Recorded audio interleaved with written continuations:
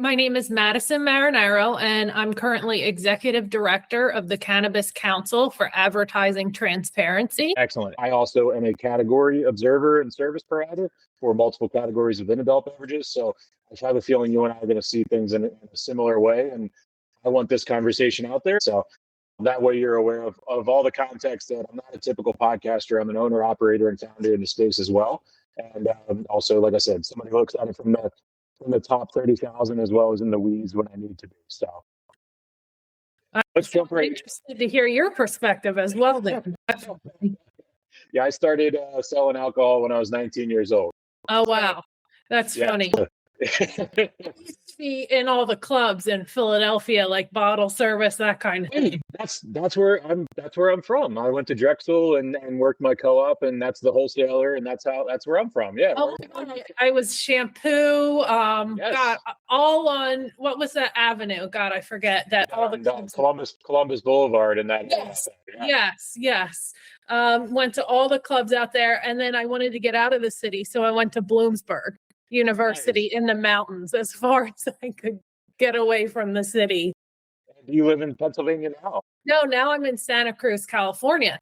Okay. I'm actually a cannabis patient. And back in Philadelphia, I was getting arrested constantly for cannabis possession. And they'd impound my car. And I don't know if you've ever been to Philly traffic court, but what a nightmare that is. And so I was born in Santa Cruz. And so it was decided that I'd come back for better medical care and also for the medical market out here. And so that saved my life. I met amazing caregivers out here who provided me with medicine. They cultured it and exactly for what I needed, like anti-nausea, anti-pain. It was a beautiful market. And then I kind of watched the destruction of that as Prop 64 passed. And I watched as this beautiful, compassionate medical market got turned into, corporate capture, basically. 100%. And all of the lobbying work that we do alongside those agencies, the only opposition that is on record is always within the own industry of cannabis as a whole. So I appreciate what you just said. And I actually was just in a lot of conversations this weekend about that from a state level and things like that. So I remember doing a lot of research about 10 or so years ago when Pennsylvania was considering doing the medical marijuana. And I was blown away to see that I believe, and I could be misquoted, but at least in my memory serves, it was $1 million liquidity you had to have in order to have a dispensary. And that was no assets, anything like that, like liquid cash. And that was not even what you were spending for the project. It was what you had on the side. Yeah. And that was my first wake up to the fact that this is no longer going to be a consumer patient focused industry. This is going to be a corporately run industry. Yes, because that money also had to be bankable and traceable, right? It couldn't come from the illegal market. So when they say they were supporting legacy growers, they weren't, because legacy growers were operating outside of banks at that time. Absolutely. Yeah, we're actually fighting right now. This month we have a hearing for trying to get our hemp beverage bill carve out, and then they're going with recreational for Pennsylvania. So once we're finished this hemp beverage carve out, my perspective, just so you know, on hemp beverages, I don't believe it's an either or. What I believe is hemp beverages are a great gateway, and I don't mean gateway like we used to say, gateway with marijuana and all that stuff, but I really mean a normalization for the everyday consumer to be able to experience something from a medicinal as well as recreational within moderation, but also not having to go through sometimes the hurdles in the dispensary model, whether it be they're at the liquor store with their stroller and they're going through, and they might not be able to do that in the dispensary easily and things like that. So allowing that access, I believe, allows people to more experience the plant in various formats and various platforms to then allow them to choose whether or not they want to be deeper into it as far as the dispensary world goes. So mine is a genuine confusion as to why, if it's not about money and it's not about selfish defensiveness from a corporate level, why you wouldn't want a product in a mass scale retail. So it is approachable, and so it is normalized into society. But that's really the crux of the issue, right? They don't want it to be a free market. And we saw that with intoxicating hemp, which I was a proponent of, because I knew people who were in, Texas and states that couldn't have medical cannabis, and they were serving patients the only way they knew how, with hemp THC. But then it became a battle between the cannabis lobby and the hemp lobby, right? Because the cannabis lobby is, well, I spent so much money on licensing and regulations and high taxes that it's not okay that hemp can, be freely sold. And I'm like, but if you believe in your business model, you would advocate for a free market and know that you can compete. I absolutely do not think the market is so small that we need to fight over territory the way we do. Exactly. It's we deal with it a lot in the alcohol world with territories and that type of competition. And so I was used to it. That's why none of this scared me, and I was ready for the fight and rolled up my sleeves immediately and tried to find ways to do it. And ironically, a lot of the louder people behind the scenes and a lot of the people in the lobbying space are former or current, both people like me who are doing in both industries. Yes. Because of the ones that see that going on. Actually, we have a Hemp Beverage Alliance coming up, Expo, excuse me, and coming up in a few weeks in Texas. The panel that I'm moderating is the head of cannabis for Sam Adams Boston Beer. It is the economist for the Brewers Association, which is the craft brewers, not the MBWA or any of the Beer Institute. And it's a scofflaw brewing company, which does about 50 different co-packing brands. Yeah. So it's like the panel is something, and it's the topic is what craft beer taught us about the next evolution in adult beverages. And that's what it is it's a cyclical thing that we need to understand that it is not about the consumer or the patient. It is about the greed and corruption that is existing and the boot on the neck of any sort of growth of entrepreneurship. And we experienced this in the beer world when craft beer started booming from 2008 to 2012. The large big three did anything to either create a myriad of line extensions to block the shelves, or creating legislation with ABV caps in order to stop brands from being able to enter states. Yeah. And so a lot of people are like, oh, this is so new. I'm like, no, this is the same playbook, and it's just getting old at this point. Yeah. Well, that's nice that you understand the playbook, because I think a lot of people entered this industry with all of the best intentions and were just totally beaten down by what was going on behind the scenes. Absolutely. So let's talk a little bit about what it is your organization does and kind of get into the details of a day-to-day and kind of how you service the industry and the public at large. So right now I mainly focus on researching the cannabis space, and specifically, like I said, the disinformation, because to me, it's completely leverageable in the fact that the cannabis world has been a victim of historic propaganda for nearly 100 years. And Reefer Madness is one of the most well-known and also most successful disinformation campaigns that we're aware of in modern history.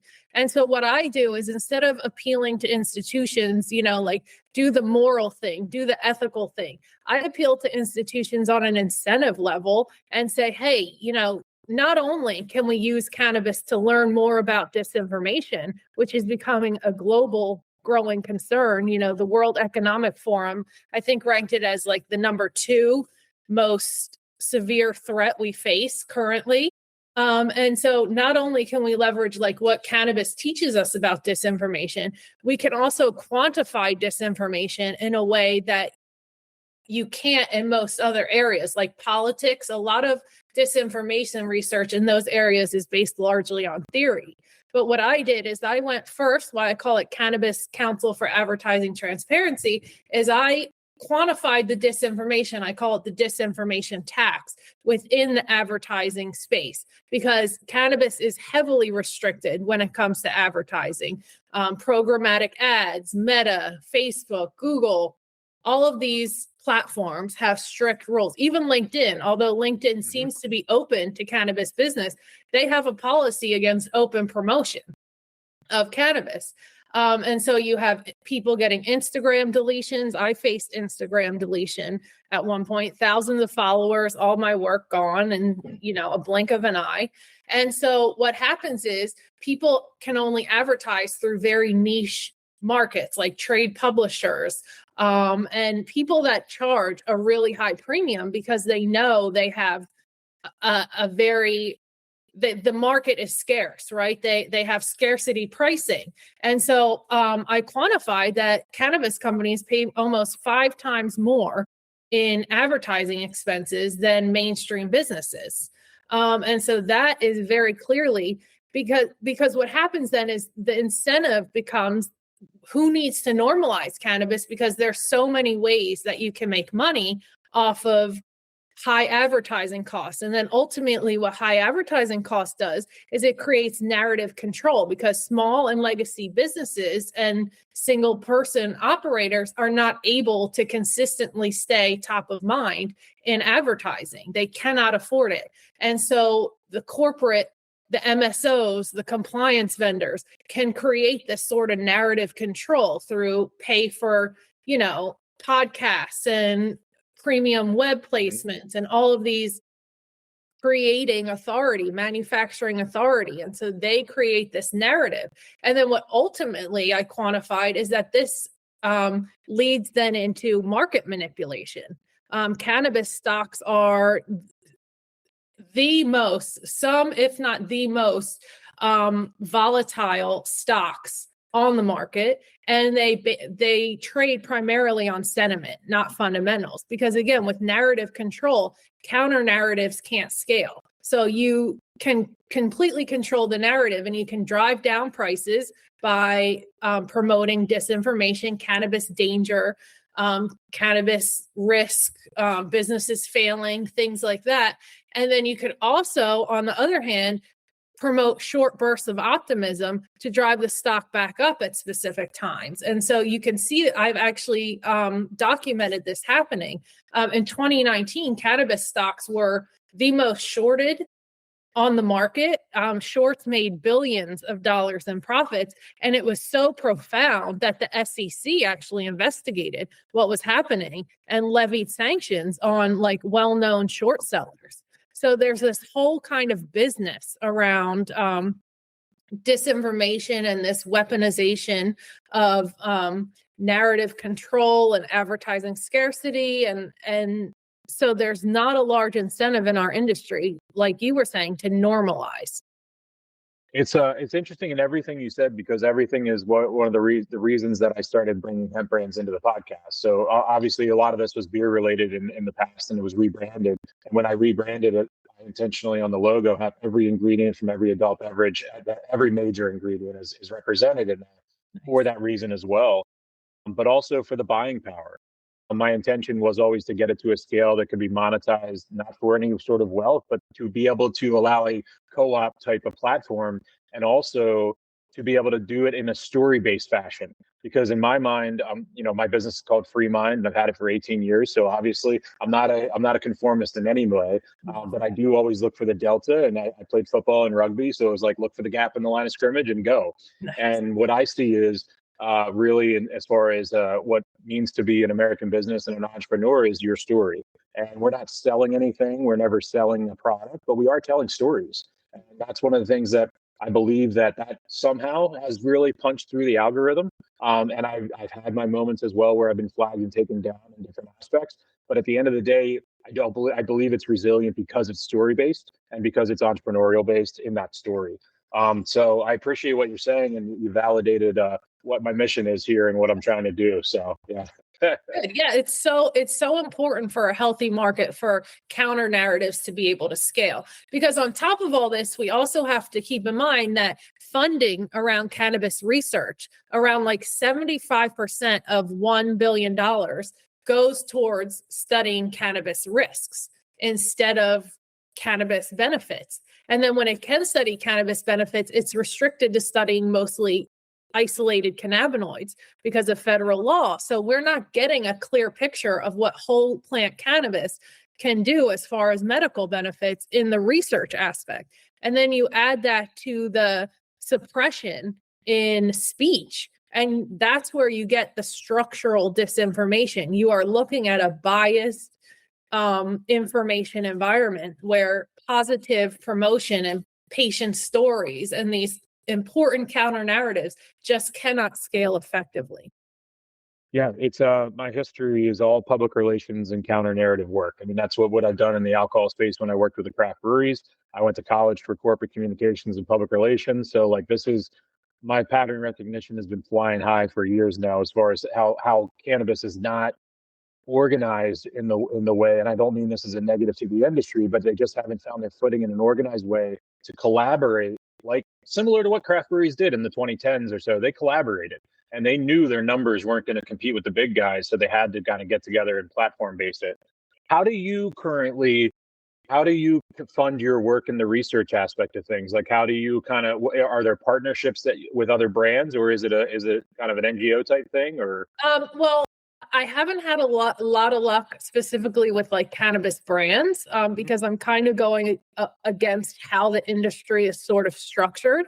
Yeah. So it's kind of like hands off in that sense. But I do find a lot of interest from institutions that are interested in the anti-disinformation aspect, and also ESG, environmental, social, and governance focused institutions, because it's like cannabis is primed for ESG. ESG is like a multi-trillion-dollar market. Most people aren't even aware of it. And cannabis, the environmental, social, and governance all speak to cannabis. You know, hemp is a great environmental healer.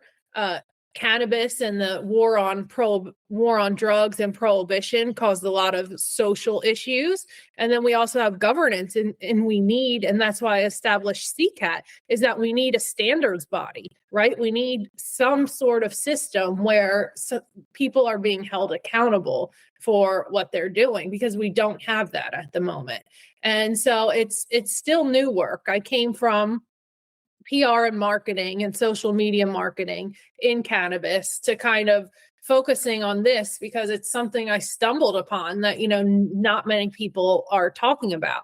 And so right now I'm working to get a fiscal sponsor for CCAT and kind of grow from there. That is amazing. And it's one of those things in parallels to alcohol that a lot of people don't realize is there's not as many restrictions, but there are a lot of restrictions on alcohol.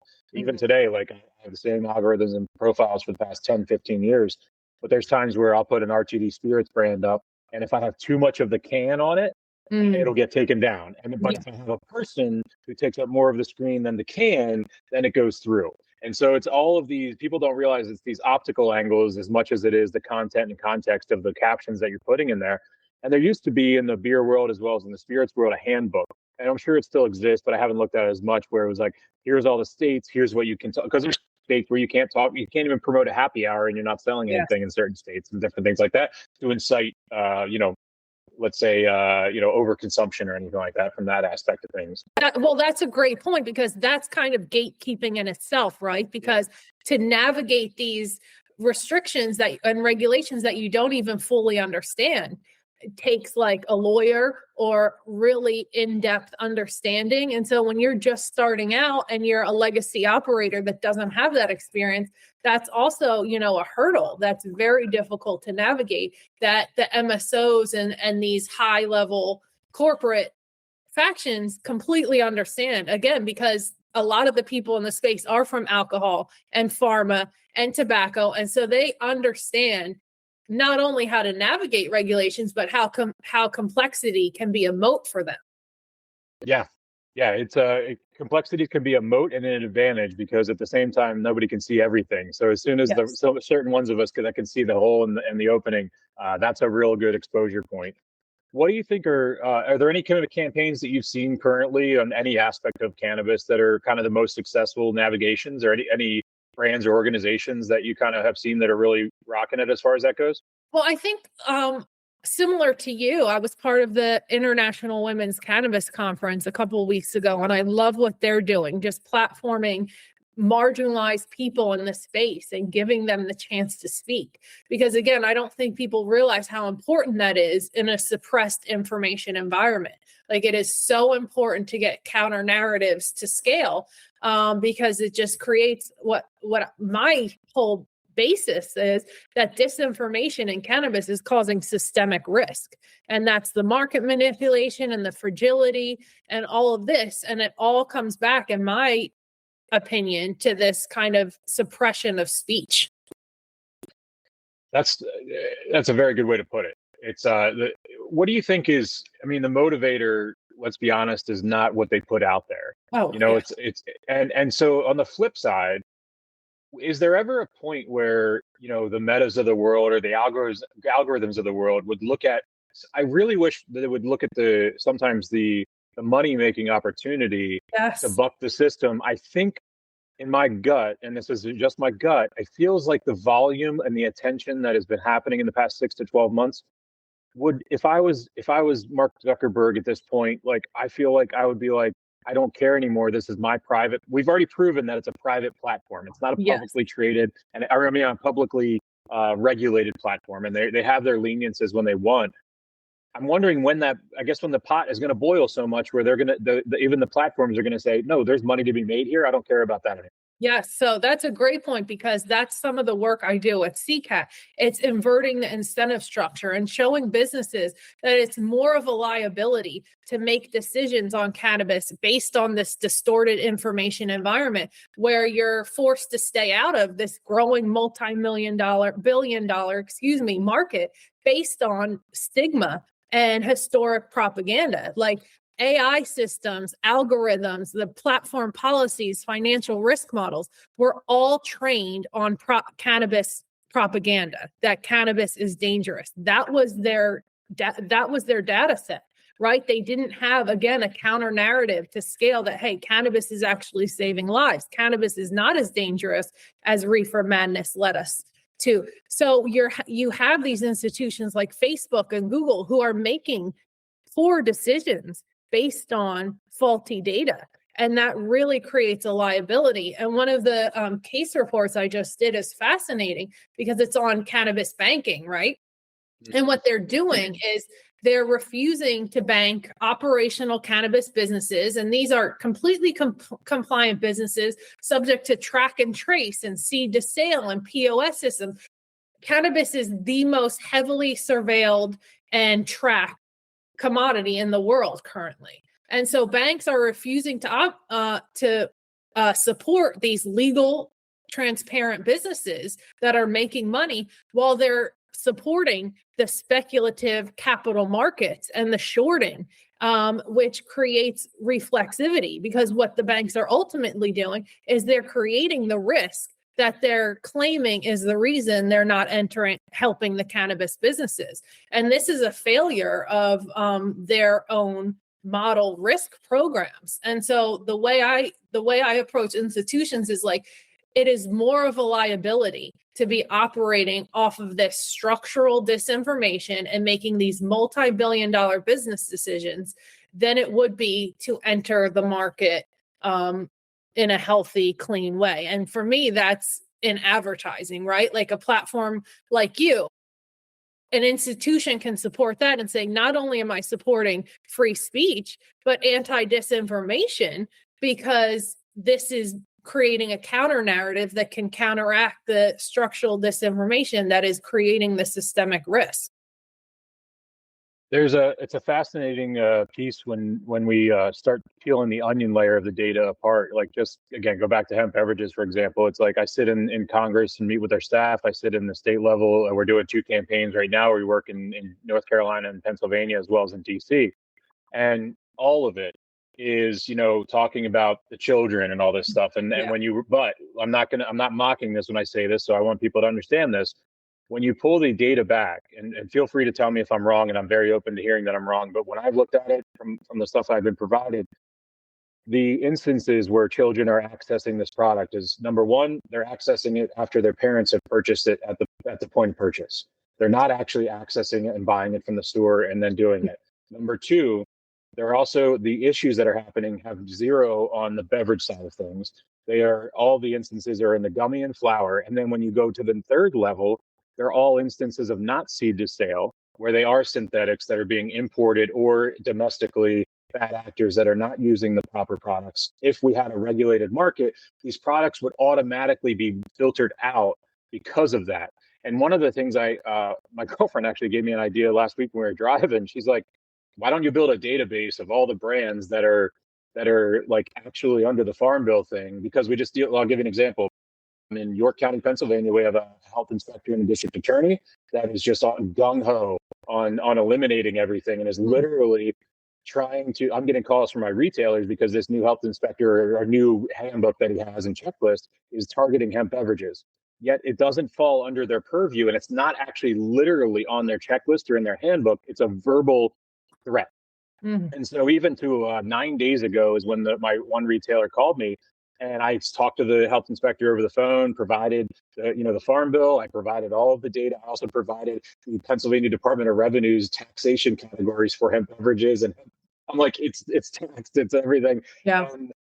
And they have not countered back to the retailer to file and go public with the violation because there is nothing to support that stance. It's just threats. And then the problem is that, at least again, I'm going to speak to Pennsylvania because that's where I'm on the street. I drive about 3,000 to 5,000 miles a month meeting with retailers to do this.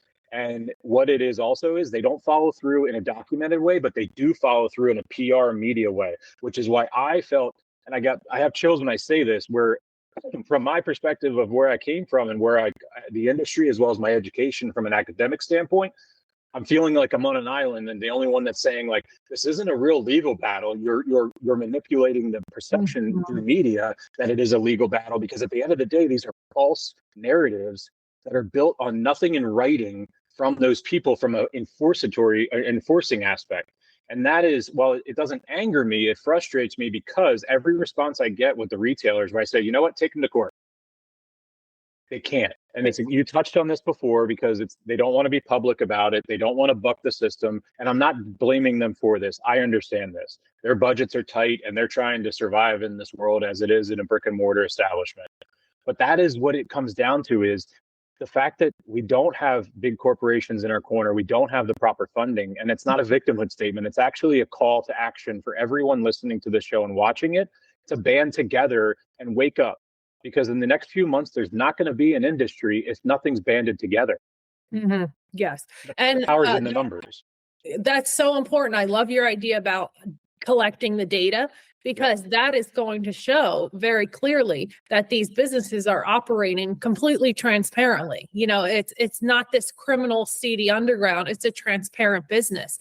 And that's something I've also looked into doing, collecting data on cannabis businesses and showing like these are operating completely legally and transparently. And so the issue is that it's, again, a structural distortion, right? Because I'm not saying cannabis doesn't have risks, right? But contaminated water has risks. Peanut allergies kill people. Bad produce can harm people, right? And we're not demonizing these things. It's just a fact of life. And we put up protections in place to keep people as safe as possible, and kids especially. But with cannabis, what we have is this overwhelming narrative of danger. Like, again, that's the only narrative that can scale. So while the danger might be relative to peanuts, cannabis is lifted up as this, completely horrible substance. And what I go to is like, anthropologically speaking, cannabis has been around for thousands of years, and civilizations that did not communicate with each other all found similar benefits from cannabis and very minimal side effects. And so when we say we haven't studied cannabis enough and this and that, we don't need to, in that sense, is that we can see anthropologically, and also we can see in things like crack cocaine and fentanyl and opioids, when within 10 years of those hitting society, measurable damage to communities and to people are seen very clearly. We still do not have that on any level with cannabis. And so, again, it comes back to the structural distortion where these sorts of realities are being displaced by this fear mongering. And some of it is absolutely like people genuinely believe it, because it becomes, once you're fed something so often enough, cannabis is dangerous, it becomes familiarity, and that becomes truth.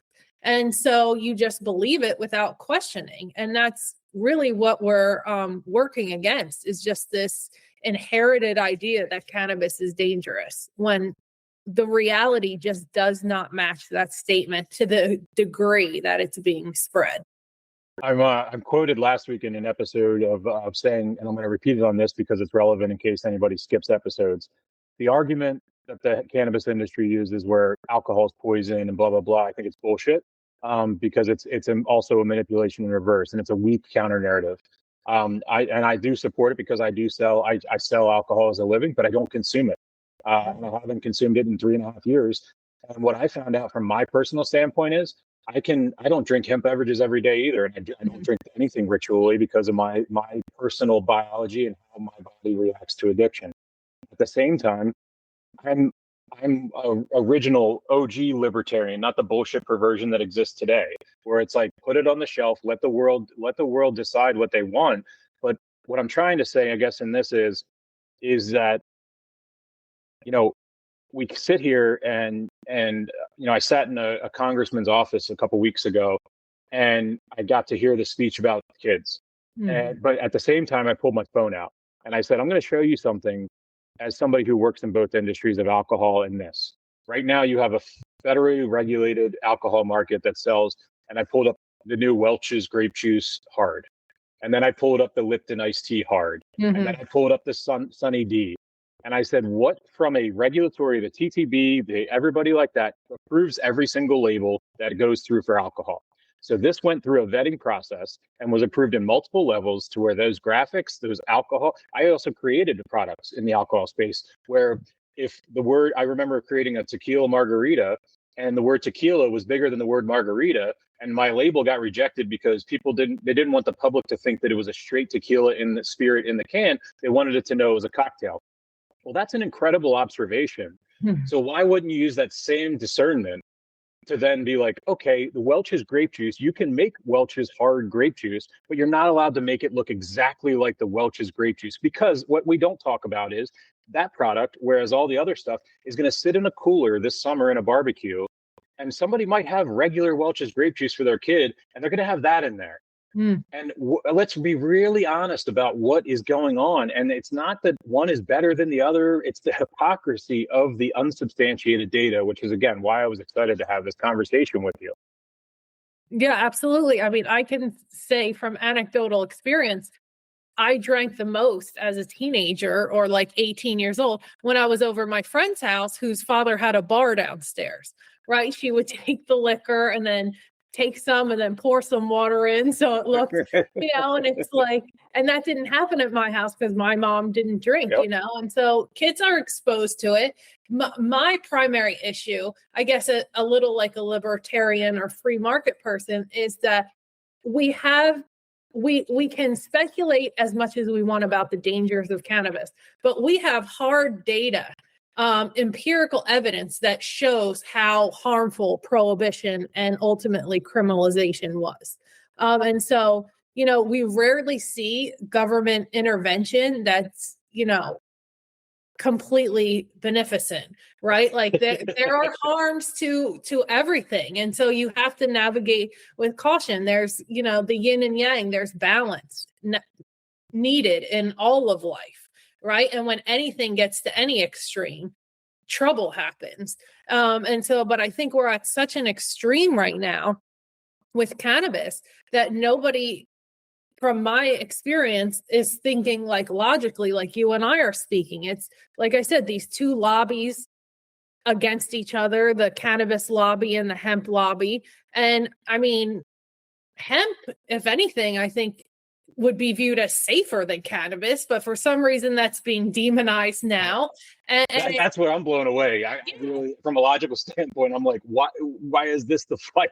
Yeah, it doesn't make sense until you look at it from a business perspective, right? Exactly. I mean, that's really where it starts. It's the highest volume opportunity and the highest access opportunity if it's allowed to be legal. Yeah, I mean, it should be. I mean, if you have a problem with cannabis and want it medically restricted or heavily regulated, okay, but explain to me why hemp has to be, just as criminalized. That doesn't make sense to me. But the bigger issue is that we can compare cannabis to like alcohol and tobacco, and that's all well and good. But ultimately, cannabis and hemp compete with oil. Yes. And I think that's really where our issues come in, because oil is very heavily controlled, but cannabis and hemp you can grow in your backyard. And so at what point does that start affecting, the oil barons? I mean, this is a huge, and I'm not talking secret societies or anything conspiratorial, but I'm talking about power structure, right? And these exist, and they absolutely exist in oil and finance. And so we're really trying to navigate this world where hemp and cannabis can really compete with the petrochemicals, with the textiles, with the oils, and all of these things. And so one theory of my work is that you can look at how valuable a market is by looking at how much finances and time and energy is being spent to control it, right? Because if cannabis and hemp had zero value and was just some stupid weed you could grow, there would not be the kind of environment we're seeing, where billions in lobbying and all these special interests and like obviously power structures that exist see the value in our market. It's just speaking of my work in Pennsylvania, it's interesting to see from a lobbying standpoint, we're working with a thousands of dollars per month budget, and our opposition is working with putting millions in against what we're doing. And it's really, I want to stress to everybody listening and watching as well, is like, that's the importance of what we're trying to do with this show. Is the show was originally, it's always about stories, and it's always about getting people's stories over the product so that there's a human aspect to it, because that's the other problem is a lot of these faceless brands that are the bad actors are faceless brands. They're not emailing, they're not DMing me on LinkedIn, they're not connecting with me on LinkedIn, and I understand that. I wouldn't want to if I was them either. I don't say that because I want to be them. I say that because I'm the type of person, much like you, that can put myself in other people's shoes and see their perspective, whether I agree with it or not. And it's very indicative of that. And I really wish that we could get to a place in the next few weeks or months. I don't necessarily think this would happen, but I really do, from a scale and a place of attention for that. You said about your theories. I'm interested about, and I would love to have a tinfoil hat on with you on that one as well and go down that rabbit hole, but we'll pause that on. Yeah. So tell me some of your theories from power struggles or power standpoint, and some of the research that you find the most fascinating so far that you've been doing. So it's I don't like to go down rabbit holes, so we don't have to. No, stay the surface. I skim the surface of it, but I'm like, because you can really go down these holes and get all sorts of paranoid. And so I really just try to stay on the information systems, right? And like the structural distortion and how it's easily leveraged. And I don't call out anybody specifically by name. It's, there's no need to attack personally or professionally. It's like, this is what's happening on a systemic level, right? And it is being leveraged. And again, I think the ultimate goal of my work is to show, but it's not beneficial. Like, while you may be profiting in the short term, there's all of this money that's being left on the table. There's only a few people who are controlling the industry, whoever that may be, the lobbyist interests, these things.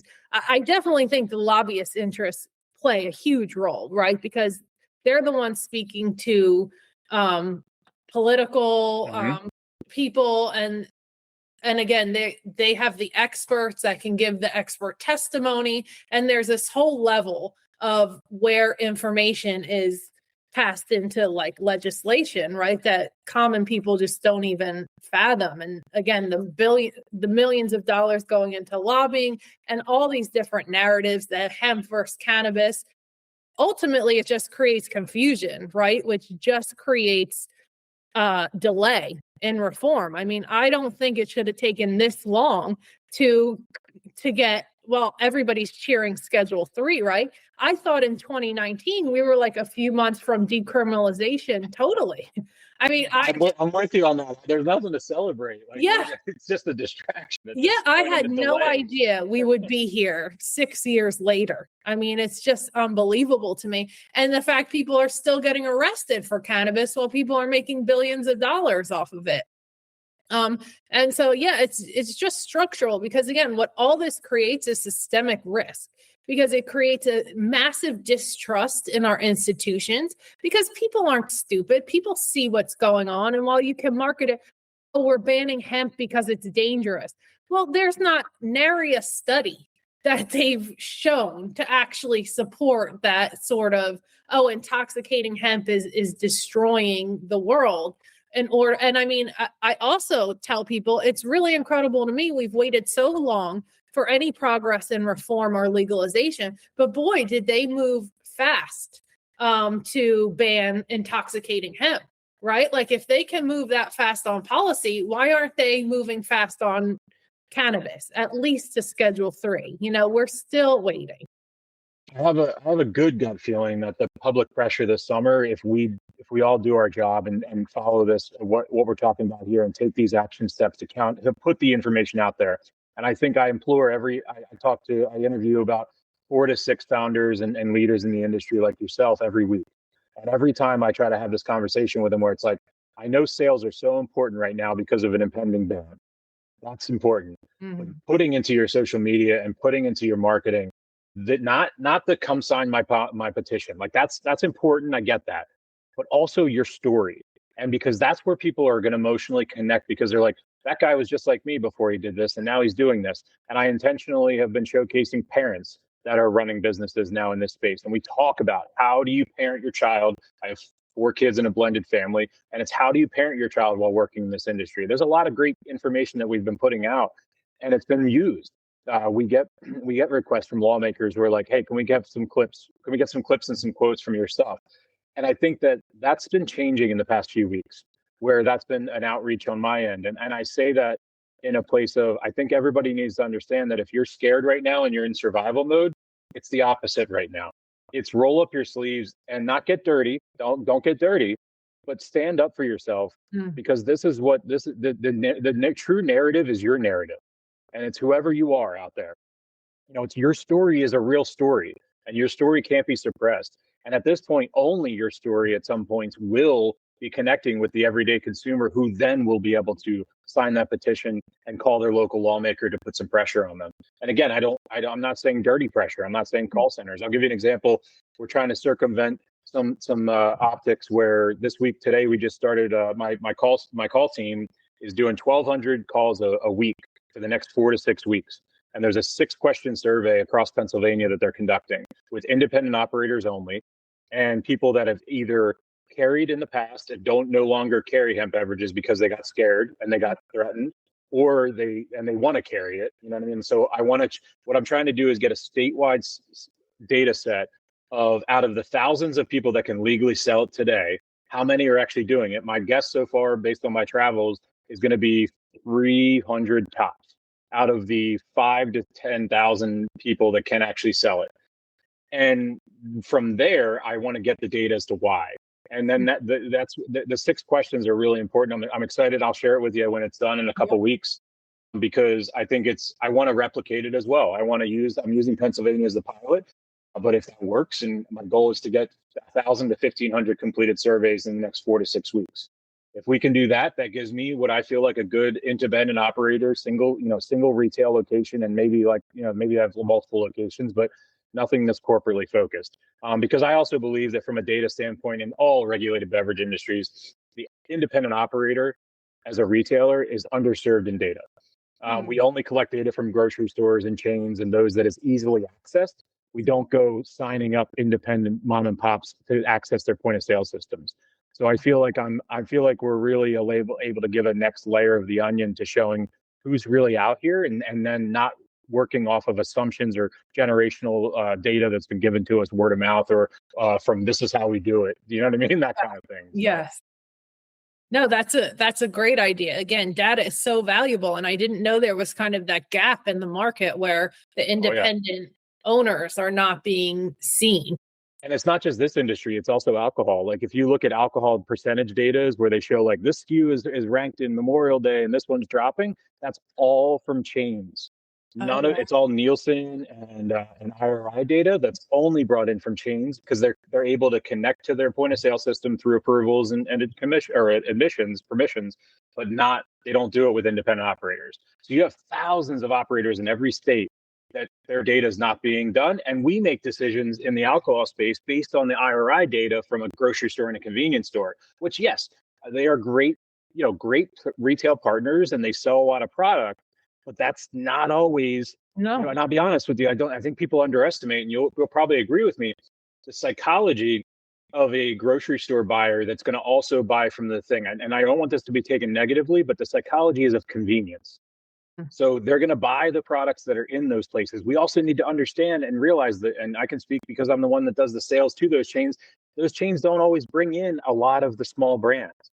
The small brands are found at the independent operator. So you have an entire, most times 60, 70% of the brands are not in the place that you're actually collecting data from. They're in the other places. So you're really just like when we talk about, supporting small businesses and all that, but then, maybe we create taxes that are for the rich and not for the small business owner, which I'm 18 years as a small business owner and own 100% of my business. We are underserved from all of those aspects, regardless of an industry. Yet we are the ones that yield more than 60% of the businesses in the country. Wow. We just don't have the buying power. Yeah. Well, that's an interesting niche. And, I've read books like Platform Capitalism and Surveillance Capitalism. And I can tell you there's always value in another data layer. I mean, I'm really excited to do this and be, I'm not, it's my money and it's nobody's sponsored it or funded it. And I say that with pride because I believe in what this is, and I believe in what will come out of it, regardless of what. It's not even to benefit my business at this point. It's to give a grounded, data-centric perspective, regardless of what the outcome is. And I think that we need more people like yourself to also, there needs to be more of us that want to look at things not from this is what I was told, but this is what it is. Yeah. Well, I think it's on a fundamental level. It's who believes in, profiting over everything, and who believes in doing work that you can stand by and that's fulfilling and that you believe in. Right.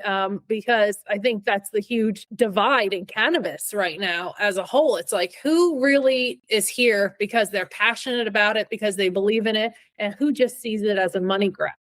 Exactly. That's exactly it. Mine is from, just so you know, as well as the audience, it's from a place of principle, is that hemp beverages and non-alcoholic beers and mocktails saved my life because I tried to get sober multiple times. I almost killed myself multiple times trying to get sober and dealing with my addiction. Between that, and it wasn't until those products were available and tasted good. I have to also say that I tried multiple times when it was just O'Doul's and just the other stuff, and it just wasn't the crutch that I needed and the bridge that I needed. So mine is from a place of thank you.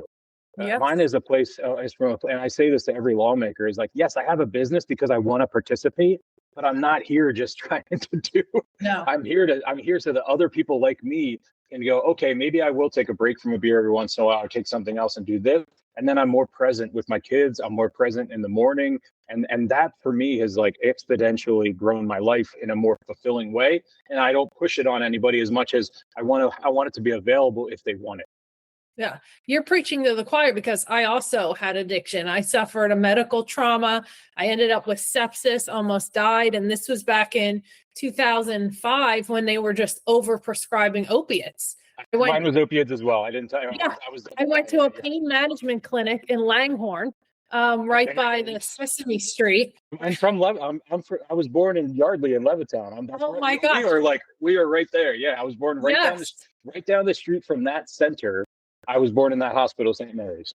Oh my gosh, how wild is life? Yeah, so I got addicted and kind of for 10 years, I was just trying, because at this point they were saying, you have to take it around the clock. I mean, the things they would tell you about these opioids, it was okay, I'm taking it all the time. And then, you're so addicted to it.